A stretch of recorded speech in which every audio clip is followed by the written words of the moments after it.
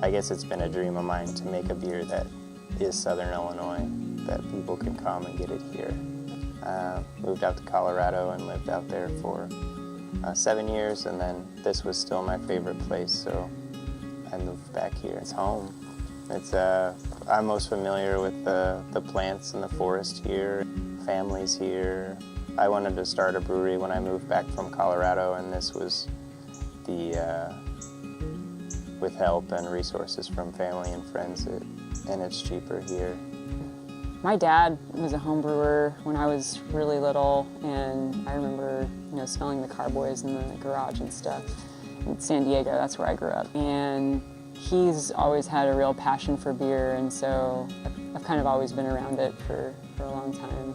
I didn't really have the space or time to actually brew at home until I moved out here about 8 or so years ago. I started brewing in my kitchen here, and at that time I was also really starting to get more interested in knowing where my food came from. And so I was shopping a lot at farmers markets and meeting farmers and stuff, and I really wanted to incorporate that into my beer making at home too.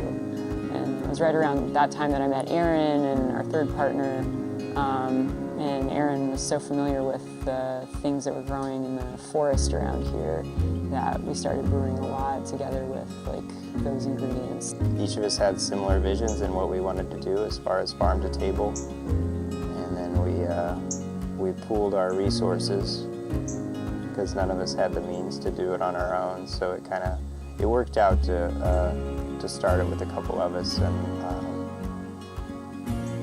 Marika's strengths are different than my strengths, and so kind of together it all worked out really well. And we're known for basically our beer being either we grow the ingredients or a lot of the spice additions to the beer and stuff come from the forest. So we'll gather a lot of stuff. So this is just another space where we can have, we can rent this space out, and also on busy weekends we can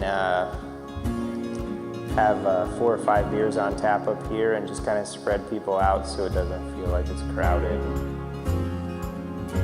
But this is a copper kettle.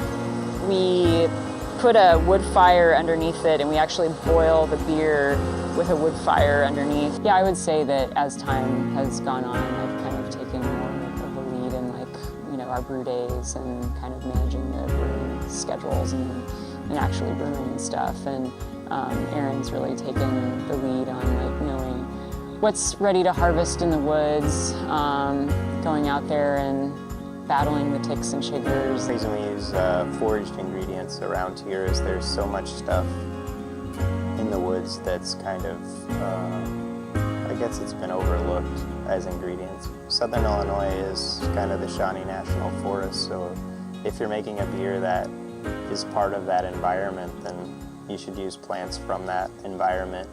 So that's the reason we choose to use mushrooms, hickory nuts, tree bark, and different herbs that grow in the forest. So we brew a lot with marigolds here. We're still really the only brewery that's doing what we're doing with wild ingredients and the really experimental nature of how we're using different ingredients. I still don't know any other brewery that's making beer with bark and stuff like that. And it's cool too to, since we've been doing it for a little while, and we published a book this last year too. People have been picking up the book and reading our approach.